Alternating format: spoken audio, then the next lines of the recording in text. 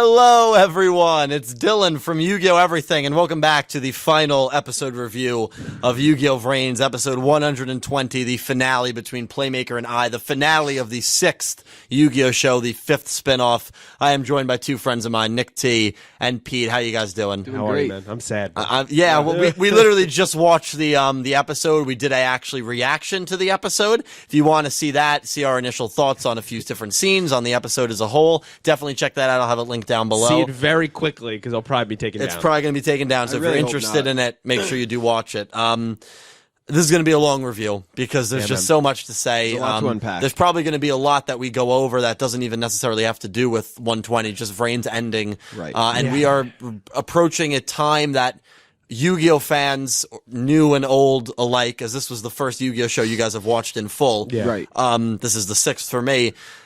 We're approaching a time that we are not really familiar with, where there is no Yu-Gi-Oh anime to look forward to for who knows how long. At the end of this episode, we do see another graphic, which was nice to see. Yes. That episode, that Yu-Gi-Oh 7 is in production, and it will be released in 2020. No new news there. It still makes me fearful. Just the way it said it, of like it said the 20th anniversary.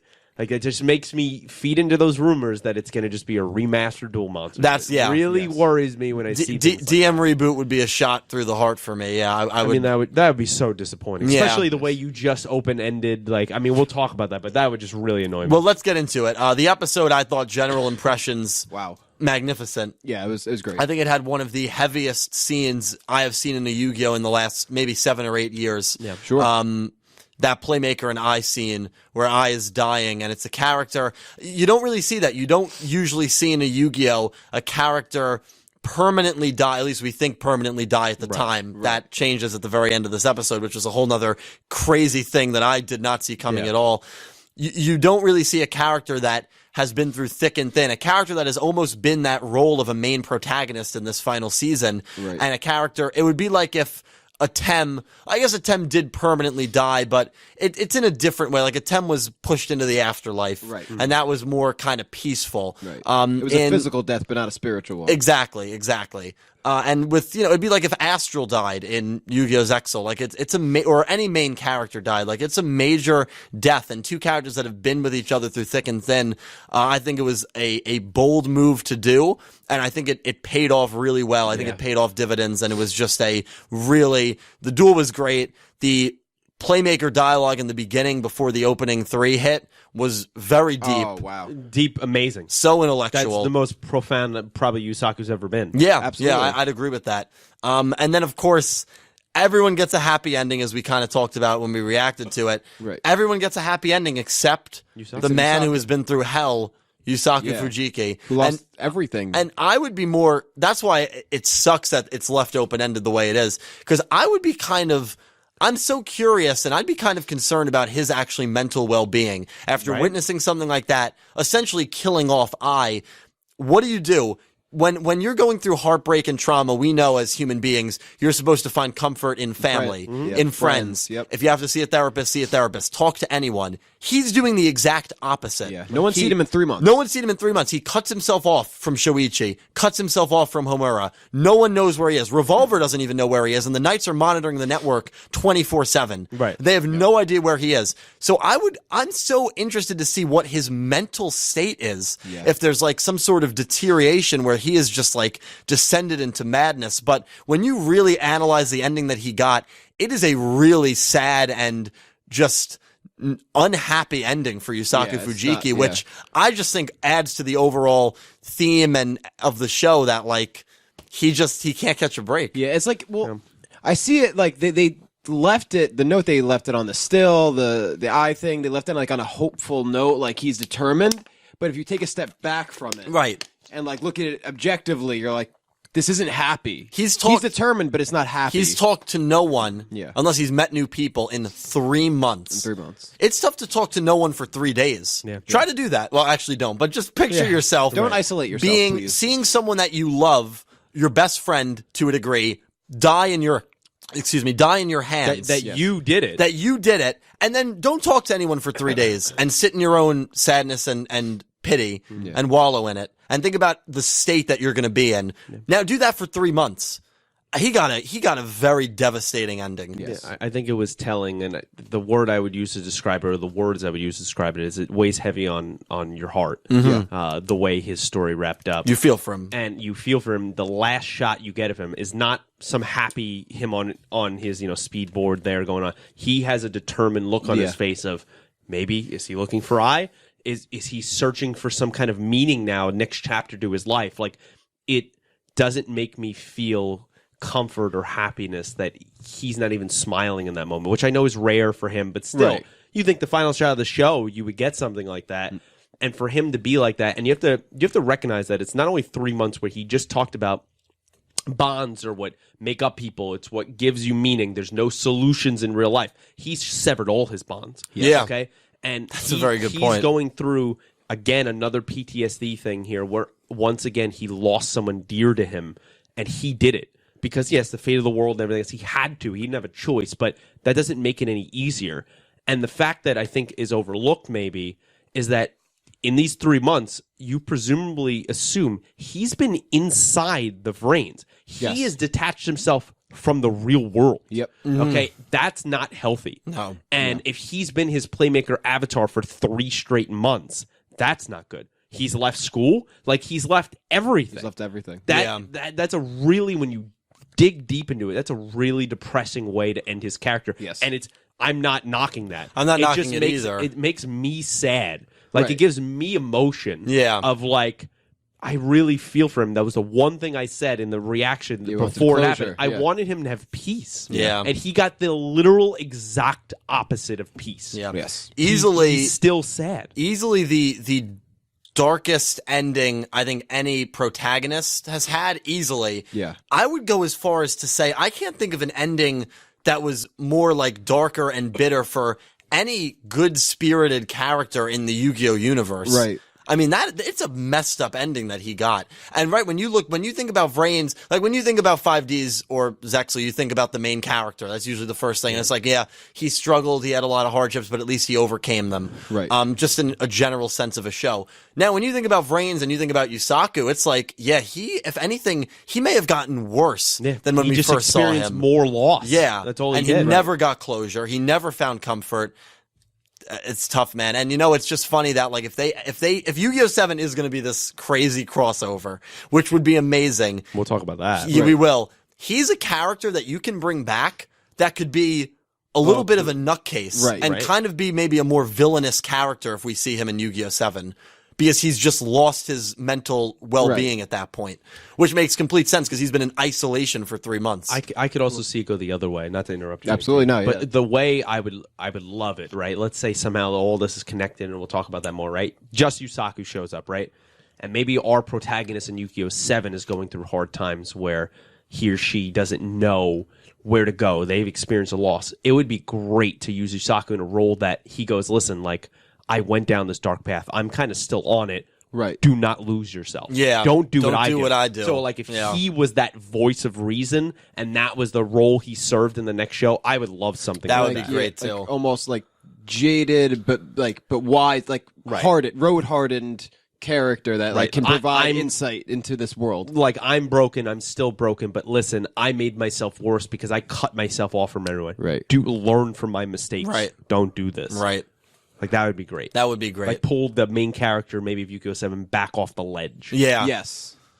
Now, the more, like, as we talk about it, obviously, this is still very fresh to us. The more I think and, digest this ending, I also sort of, to play devil's advocate, think maybe we're looking at the endings at the wrong way because of the way, I'm saying that based on the way the other characters interpret they're not seeing Yuusaku in 3 months. They're not scared for him. They're not sad that they haven't seen him. They seem hopeful about his journey. That is true. They're looking forward to him completing that journey and seeing him again rather than feeling worried that they haven't seen him in 3 months, which does seem bizarre. Like, if I hadn't seen you in 3 months and not heard from you at all, I would be concerned. Right. But they seem to... maybe we're looking at it from a very realistic maybe it's New Jersey perspective. Right. I don't know about New Jersey. But, like, especially, to your point there, especially, like, if you just lost someone profoundly important to you in your life, and now I haven't heard from you in 3 months. I would be concerned. Now I'm really concerned what happened. Right. That's how I'm interpreting exactly. it. So it's interesting that everyone has this hopeful take on it. They're expecting Yuusaku to complete this journey, and they're happy about it. They're happy that he's on it. Yeah. So it's interesting. So I don't know, maybe that it was intended so that we would see it that way. Well, it's very interesting. That's what I love about it, though, because it's ambiguous. You can interpret it any way you want. We can interpret it like it's a very desperate, desolate ending for him. You can interpret it that it's a more hopeful, new beginning ending for him. Of course, the very end, though, and we will talk about every character's endings as well. Yes. The very end of this gave me chills. It gave me complete goosebumps where you just see eye open up. Yeah. Huh? He's confused as to what's going on, and then it just cuts. Interesting. Yeah. And that's how Yu-Gi-Oh VRAINS ends. Yep. The show starts, right? Basically of his version in the destroyed Cyburst, right? Him escaping, all that stuff. And it ends exactly like his base form all over again. Right. Yeah. Like that's what a bow to put on that. Even though you leave it open-ended, I love when shows do something like it was great. And not only in a... I think in an animation art way, it was really well done because we're not looking at it happen in the Vrains or we're at Den City in the world. It's almost as if it was drawn for us to be us, right? Because we're seeing a black digital screen with him and his ball pop up there. So it was really well done in a really cool way. I think. Where could that be? Right, because it didn't look like normal Vrains. No, right? it was so what black if that and white. is Vrains sent him to another world? I mean, we have in here, and I guess we could talk about it, right? They distinctly say Akira's eyes, and he's been promoted to CEO. Akira and Hayami, who took which is position. I would have loved to see that because Queen assumedly gets the can, right? Because you she gets assume she revives, and then they're like, bye. Yeah. And they keep saying that there is infinite possibilities. That I they felt like that was literally being say pushed on us. That at the there end. is possibilities to other worlds. Yeah. Like they say those words. I'm paraphrasing, but they say that. The Knights then say the net is ever expanding. It's growing, right? They make a note. It's not says, only the Vrains anymore. They keep adding to this. Keep hitting us over the head with that. That to me thinks that there will be a seventh show, and it will have connection to the other shows, at least to this one. Yeah. Right. Right? Right. The way they end that? To me, it seemed like it wasn't like a natural one-liner, there's just endless. It seemed it wasn't just a passing line. Right. It's just, and that's the thing. Yu-Gi-Oh! VRAINS is probably the easiest show to include in any other crossover because of that line. Yeah. Yeah. There was a lot to unpack in just those few lines. Where it's like if you keep hitting us with this, it seems like more and more it has to mean towards something. Yeah, you're setting up something, especially the way you left it open ended. Yeah. I mean, there's so much to talk about in this episode. I know there is. I know. I mean, what did you think about the eye death scene? Because that was one of the best scenes. Incredible. I felt like I was about to tear up. I choked up. Yeah.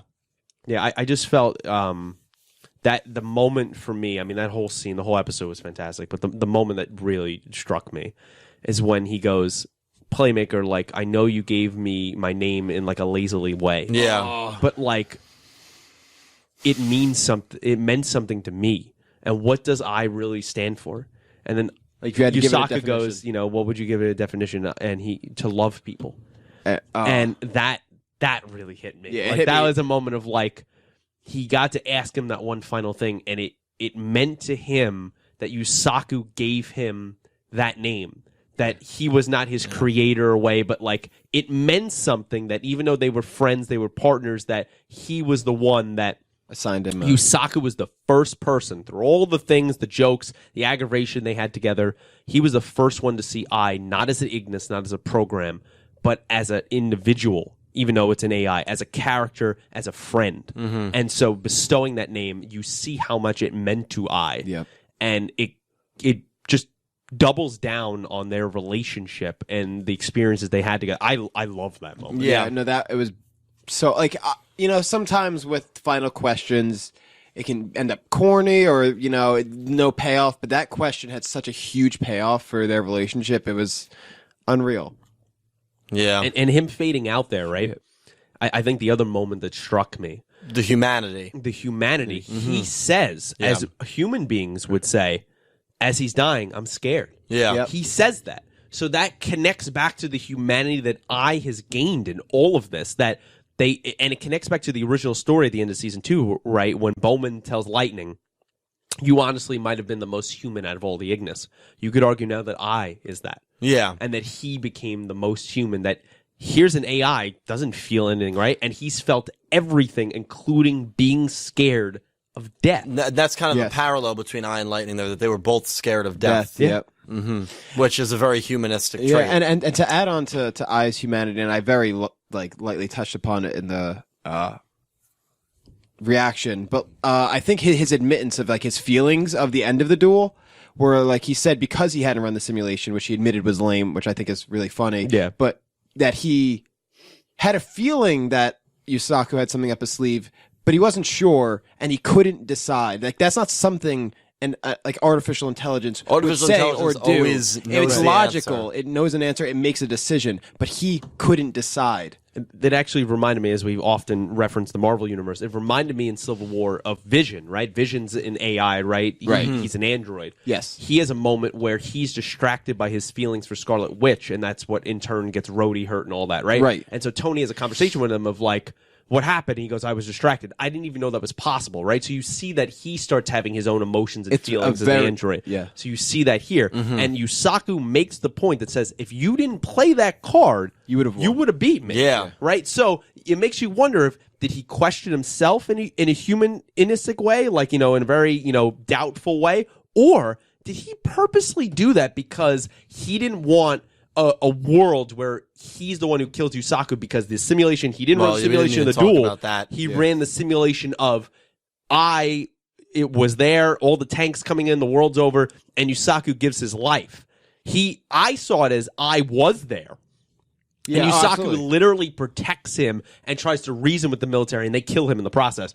And I think that became too real for him, and that's why he played that move and chose to lose. That's how I saw it, is he chose to lose. Yeah, that's how Caliber saw it as well. See, I interpreted it that I was not there, and he was in his body form just as a ghost, just watching the destruction of Den City. Also could have been the same And then he sees Yuusaku come to try and plead with the tanks, hey, don't cause any more damage.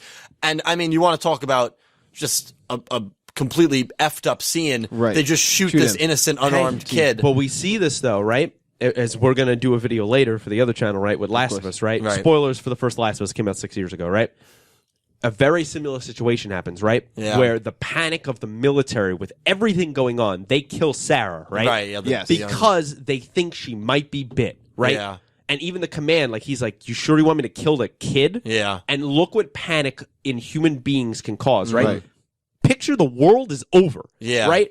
And I caused this, right? Yeah. Whether he did or not, Yuusaku's trying to plead with the military that the world's over, that I caused. Yeah. Hey, don't kill him. Right. You don't think that there's going to be some irrationality with it, where they don't know what's happening, and so they're just going to kill anyone in their way? Exactly. That's a completely I think we've seen human thing. I mean, I think about like the Boston Massacre, which is something that so long ago, very similar.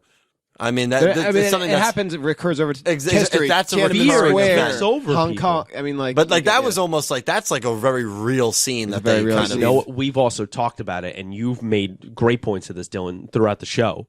Is that this show is not afraid to use real life themes over and over, and to be that dark, to be that realistic, where some people don't like that it has that many kind of connections. Well, we've seen symbolism people to the world on our Talking Yu-Gi-Oh live stream that have written and say, "Hey, I got to take a step away from the show. It's a little too real for me." Sometimes it's too real. It's too heavy. You know, it touches upon a lot of themes that we struggle with in real life. You know, depression. You know, like mental disorders and like loneliness, like isolation, loss of family. It's very real. Heavy show. It really is. Heavy show. I loved it, man. To cycle back around, just because I didn't get the word in about it, but I kind of agreed with Pete about I actually being there because of a certain line that I said when Playmaker mentioned that, oh, it's all just data, like we can change it. But he's like, Yuusaku, you don't understand. Like, I am data. Like, to me, like, I lived all that. Right. Right. When he ran those simulations, he was living it because although simulations are data, but so is he. When he's putting himself into the simulations, he's living it. You could definitely be right. He said the one good line in that episode. That's a good callback. Is he said, for some AIs, living a good simulation is living a good life. So, like, having a perfect simulation or something like that is a meaningful life to an AI. Right. Mm-hmm. So when you're living a horrific simulation over and over and over, especially of Yuusaku dying, right, and presumably most of those, that you can understand why he made this turn in the season. Those were the answers I was looking for, and I feel like especially now with episode 120, I'm satisfied in understanding everything I went through. The show as a whole, how do you rank it? I mean, I can't rank it amongst the other ones, No. Like on a 1 to 10 scale. That's tough. Personal enjoyment, and then try to be objective. I'd probably give it an 8. Yeah, for me. I mean, this was a show that was like probably going to end 3 to 4 out of the 6. Right. After that ending, this might be number 2 for me. Wow. I mean, that's big. That's heavy. Yeah, it's definitely in the top 3 out of all the Yu-Gi-Oh shows for me personally. I don't know, man. I love the themes, and I loved how it wasn't. I don't know. I kind of loved how it wasn't a happy, fun ending for everyone. I very much agree. I like that about the show. I probably place it at an 8 for enjoyment, maybe even like an 8.5. I'm an easy person to please. So am I. They hit a lot of the marks that I like to see, and again, subject matter for me really doesn't matter. Like, it can be dark, and I very much enjoy. I enjoy a lot of the Gundam shows, and they're dark. Sure, but if we're looking at it objectively, I think if we look at the show as a whole, I'd probably put it at like a 6. Yeah. I mean, because as much as a lot of the content is great, you have to look at the beginnings of the show, which sometimes were a little rocky, production issues, 3 recap episodes in like a 25... Four and a 21 episode so stretch. Very rough, and, some weird plot details left out entirely. Sure. So kind of a rush season 3. We kind of forget that season 3. Even though season 3 I thought concluded magnificently, there were a lot of character arcs that just kind of ended. Yeah. And chopped. then if certain things I would have liked to see that didn't happen because we got 50 episodes cut right off the end. But so I think 6 is fair because it's a very enjoyable show, and I definitely recommend it to people. But you have to see through the production issues that it faced. Yeah, sure. If I'm looking at the show as a whole, like, I say 8 because it had an emotional impact on me, and there's so many moments in every season and in a lot of the episodes that have an impact on me that are some of my favorites to rewatch. If I had to rewatch the show as an entirety to be objective about, I'd probably rank it more in the 6, 6.5, just because.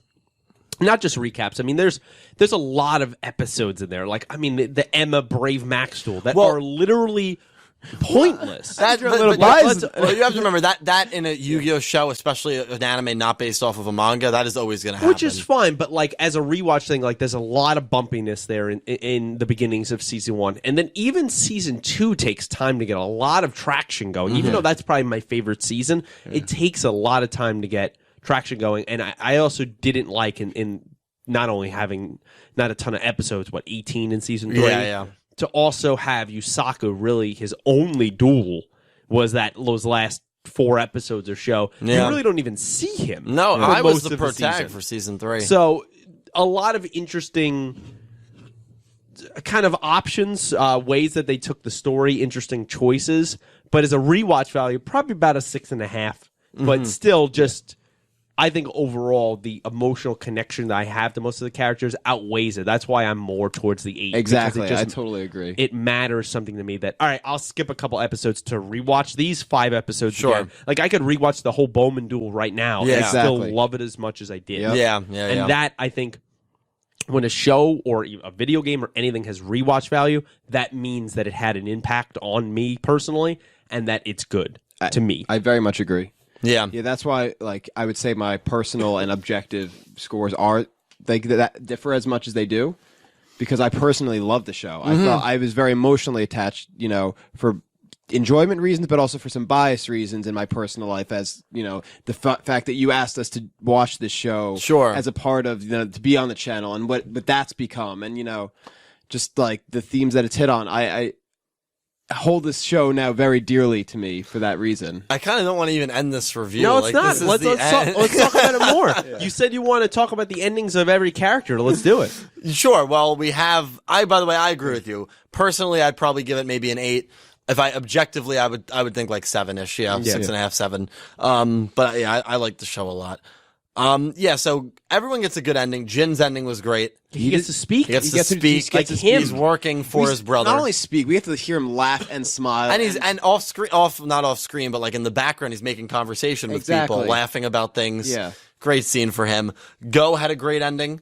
Yeah, it goes back in the what he started. Yeah. Aoi's Aizen had a fine ending. I didn't think it was anything extraordinarily. No, but I do like the fact that it wasn't a top. Kusanagi like credited her with like as much as she had done, and like how humble her real life self is about that. And I think she blushed at that. I think Aoi made even though Yuusaku is gone, and sure she was forming a friendship with Yuusaku, I think, and he kind of went away. I think Aoi does get emotional comfort and support from Shoichi. Yeah. And I think that's just especially now. Kusanagi is just such a nice guy. Yeah. And I think she probably goes to that hot dog truck, at least in my head, I'm going to think every day after school. Yeah. Right. That's where she gets her emotional support from. So I wouldn't say it was a top 3 ending. I would put Jin, Go, and then I think probably the best ending was Soul Burner in terms of happiest. Yeah, I mean, what he goes back home. What's that girl's name again? Kiku. Which, by the way, gets a cute wife. That shot when from under the bed where you just see their feet. That was sketchy. suggestive, right? That was so suggestive. It was suggestive. Yeah. As we're reacting to it, I'm dying laughing because he's like, "Whoa, wait a second." And also like the sound, like the subtitles, it made it seem like that. Right, she was like, "I'm nervous." He's like, "It's all right, let's do it." I think they purposely did that, but also like did. for him to reveal himself that he's comfortable back in his hometown to show to her that, hey, I'm comfortable with myself. I'm Soul Burner. I'm going to take you into the Vrains. Like all that shows progression of his character. Oh, definitely. And I think that revolver duel really did give him the peace, the closure he needed. Yeah, 100%. He's a new person now. Yeah, and I think that's great. And he also was optimistic about Yuusaku returning, even giving him credit that there's someone cooler than me. Yes. Right? So he still has a profound friendship and love for Yuusaku, like almost a brotherhood. Yeah, respect. And so I really like how that ended there. And I mean, even as I have not liked him throughout the show in Brave Max, I think that was a fine ending for him. It was a little funny where he's there. like, "Nah, it fit his character. Work to the max to get someone." Yeah, and he uses his line, and he's still doing what he started off, his fascination, his love for these heroes in the Vrains. Right. You see him ending on that. So I thought that was a good ending. That was a good ending for him. He didn't really need anything other than that. I agree with that. Emma and Dojin, I would have liked to see. I guess the theme really wasn't in the Vrains. It's them together. It's them in the lawless land. I think I would have liked to see them more in a real life scene, kind of what we saw in the ending where they're visiting in the hospital to the mom. I very much agree, but I think it's kind of cool that we sort of go back to roots with them. Sure. Because at the end of the day, he's a bounty hunter. She's, I guess, a bounty hunter / spy. So it sort of works. Treasure hunter. Yeah. So it sort of like puts them back in their element and like they're back at it. Yeah. But together. I like to think that like these monsters that are chasing the frog and the pigeon, it's kind of like in Witcher 3 where you can take monster contracts and you have to go out and hunt down these monsters terrorizing villages. Exactly. Maybe that's what it was in that situation. So, no, it was a cool ending for them. And Nixie pointed out in the episode, it kind of was nice roundabout for them to go back to the moment where they were in that lawless land. It was Emma and Akira, when he said her name. And he said Emma, right? And that was the first moment she wondered, like, wait, who's that? How the hell does he know my real name? Great to go back to that scenario, to also wrap up the frog and the pigeon and the boss, right? To get all that done, too. I thought that was fantastic. It also speaks to the cutbacks when Yuusaku was talking about Bonds, to have that great shot from many, many episodes ago where Emma was with their father in the sunset in the wheelchair, right? It shows that they've both, as half siblings, have overcome the issues they've had together, and they ended up with their father's wishes that Dojin came back and that they are family now. Yes. And I really love that Dojin was, presumably, he's welcomed back into the family in that way. Right, absolutely. After everything, losing his mom, feeling like his father slighted him, he went off and built a whole new family, right? It feels like closure for them. You feel like Emma probably still talks to Aoi. Like, you have all of that. Yeah. I love that. It was besides Yuusaku, it was a very happy. Even the lieutenants got good endings. There's still other atoning for their Revolver crimes. and Spectre. Spectre says a line. Revolver says that he's going to come back stronger than ever. Right. Like, he's still fulfilling his wish to Homura. Like, all of that was... Yeah.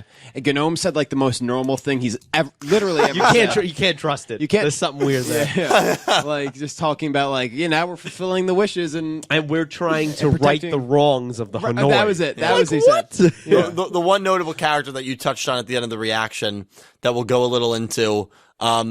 She'll be on my top 10 disappointments. I mean, I can already say that for sure. Miyu. Yeah.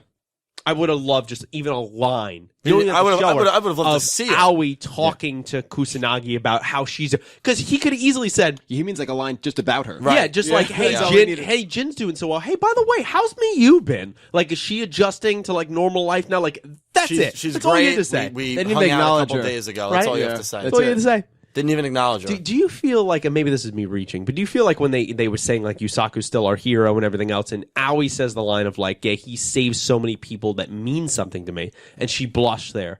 Do you feel like she was blushing more in the sense of like Kusanagi saying, hey, you've done just as much as they did, or that she does feed into those rumors that maybe she has more of a friendship thing, like almost like a crush on Yuusaku? Crush. Yeah, I mean, like a harmless. I think that's possible. I think half of it. You could sort of give it a little 50-50. I think half of it is her being humble, but I think part of it could be that, like, her thinking about the heroism of Playmaker as well, and sort of giving him that credit because of her like potential like crush, you know. And which is nothing wrong with that. It's not really reaching that much. It's not slighting her in any way. Aoi's Aizen for me needed one win this season, and I would have probably put her at the top of my girls list. Right. Yeah. But she didn't get it. I think she would have if the show went longer. Maybe. Like thought it was going to. Although I still don't. I don't even know if she would have. I just don't like. Not to interrupt you. No, I'm sorry. No, you're good. But like, I don't like that.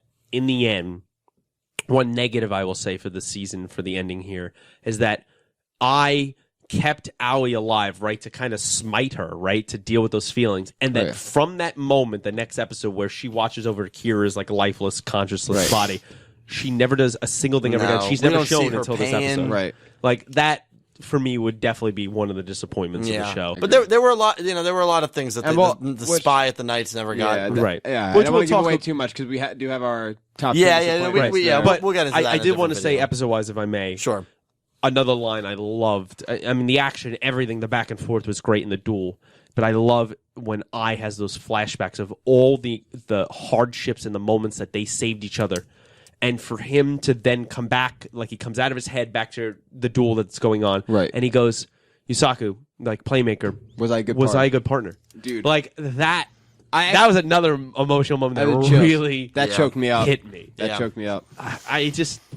I mean, him slowly fading away, whereas like he had the whole yellow, like his data, everything was just great. And Yuusaku, tears in his eyes. I mean, like even I was crying at the end. Like, I don't know, man. I mean, I think it was almost perfect. Yeah, like I can't think of a better way beside Yuusaku getting a happy ending for them that they could have ended the show. Yeah, and they left that open ended. Yeah, I loved it. We obviously want to hear from you guys down below. We have talked a long time. Yeah, this is a very long review. Absolutely. It deserved it. This is it, guys. This is the last Yu-Gi-Oh VRAINS episode review. I did, I think like 115 of the 120. Pete did one. I probably missed like 4. So it's been an incredible ride. Thank you guys so much. This is the first show where I did the entirety through YouTube, because Arc 5 I started doing YouTube at like Arc 5 episode 97.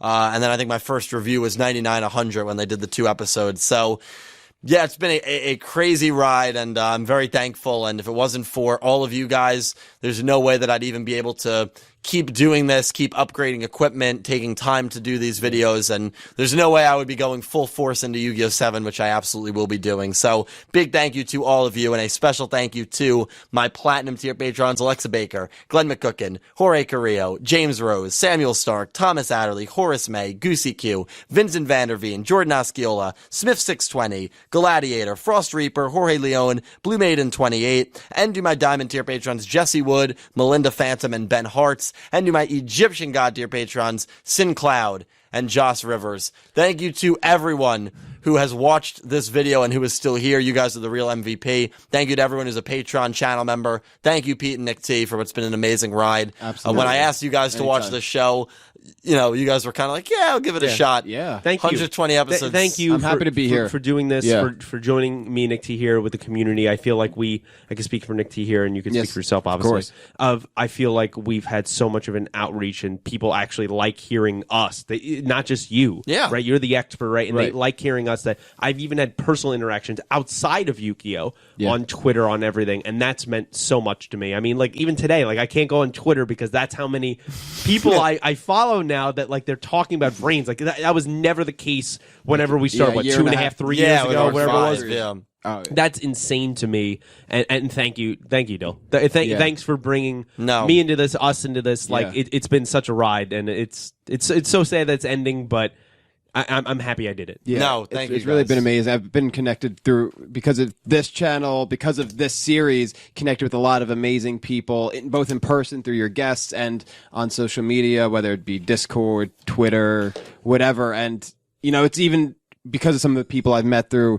that I've been inspired possibly to start my own channel. Sure, so, you know, this journey has been a long and a very fruitful one, I like to think. So. That's amazing. Now, Yu-Gi-Oh 7, plan to watch?